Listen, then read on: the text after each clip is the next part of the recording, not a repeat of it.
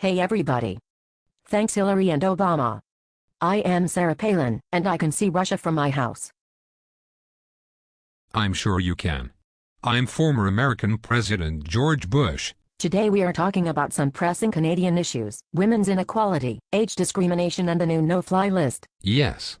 So very true. Women began campaigning for the right to vote in 1876. Emily Howard Stowe, the first Canadian female doctor, founded a club that promoted women's suffrage.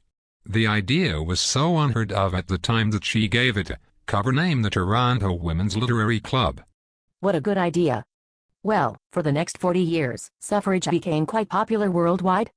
By 1918, Canadian women were finally given the right to run in and vote in elections. Do you know the difference between a hockey mom and a pit bull? No, Sarah. What?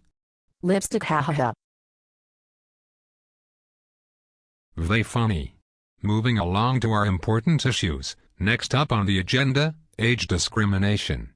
In 1990, a University of Alberta professor Olive Dickinson challenged whether or not they could force her to retire at the age of 65.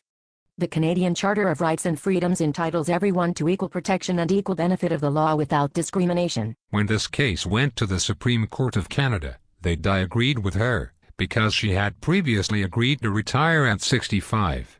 But, since this issue, some provinces, including Alberta, made it illegal for employers to force their employees to retire. Lastly today, we are going to discuss the no-fly list. On June 18, 2007, this new law took effect. There is a list of certain people that have been banned from boarding airplanes. Who might be on these lists? Well, it's anyone who have been deemed threats to airline security. If you are part of a terrorist group, or if you have been convicted of one or more serious and life-threatening crimes against airline security. Well, that's all for today, flocks. Tune in next week when we will talk about the results of our last election. Thank you. Over to you, Hillary and Barack.